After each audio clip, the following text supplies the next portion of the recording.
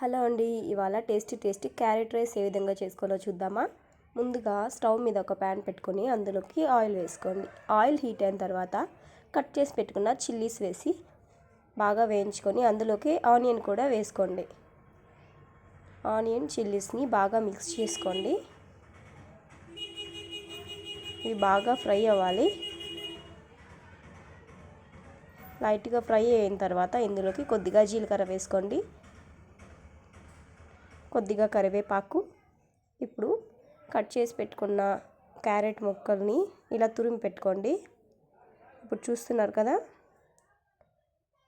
ఈ ఆనియన్ అనేది బాగా ఫ్రై అయిపోయింది.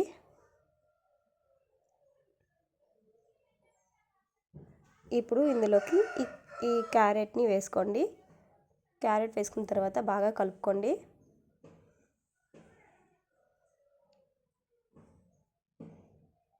ఇప్పుడు ఇందులో కొద్దిగా సాల్ట్ వేసుకోండి. సాల్ట్ వేసుకున్న తర్వాత సాల్ట్ అంతా ఈ క్యారెట్లోకి బాగా మిక్స్ అయిపోవాలి. అప్పుడే క్యారెట్ రైస్ అనేది టేస్టీగా ఉంటుంది. దీన్ని బాగా కలుపుకున్న తర్వాత చూసారు కదా, క్యారెట్ అనేది కలర్ మారుతుంది.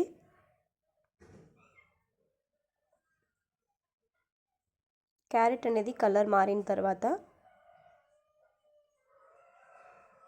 రైస్ని పొడి పొడిగా వండి పక్కకు పెట్టుకోవాలి. ఇప్పుడు ఈ క్యారెట్లోకి ఈ రైస్ని వేసి బాగా కలుపుకోండి.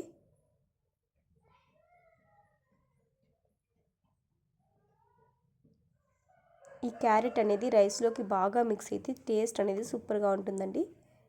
చిన్నపిల్లలు చాలా ఇష్టంగా తింటారు ఈ రైస్ని. ఆయిల్కి బదులు గీ వేసుకుంటే కూడా క్యారెట్ రైస్ చాలా బాగుంటుంది.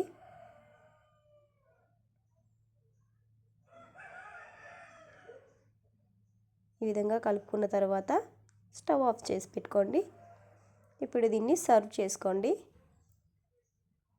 మీకు నచ్చిన విధంగా డెకరేట్ చేసుకోండి. చూస్తున్నారు కదా, tasty and healthy very simple carrot recipe అండి.